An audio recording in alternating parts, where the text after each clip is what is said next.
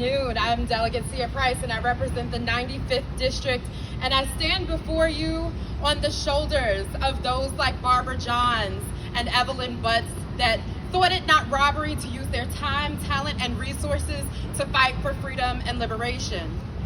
And it's really good to be here. I want to thank the other leaders that we stood together and we worked together to make sure that this legislation over the last 2 years really rang true for two reasons. When we make it easy to vote, the people will, and the more people that participate, the stronger our democracy. So House Bill 1921 understood that it was a collaborative effort of like minds and listening ears. We heard from voters with disabilities that wanted better access to the ballot.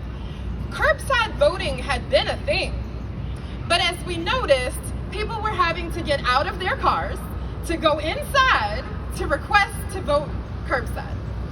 That kind of defeated the point. So with this bill, we did a few things. We clarified that in addition to those 65 and older, curbside voting would be available for those with permanent or temporary disabilities or injury.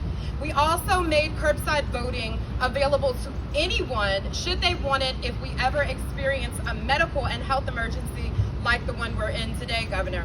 And last but certainly not least, we directed that every single polling place should have clearly marked areas and instructions so that you can stay curbside in order to vote curbside.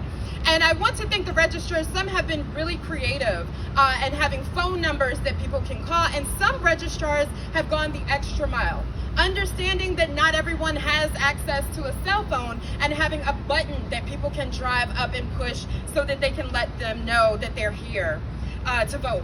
So I want to thank the Disability Law Center for their partnership and also New Virginia Majority. And we either are someone who can benefit from this or know someone who can benefit from this, and meaningful legislation that helps even more people access the ballot and respects the different needs for SAD access and continues to nurture our young democracy that allows for more participation and thus strengthens our democracy.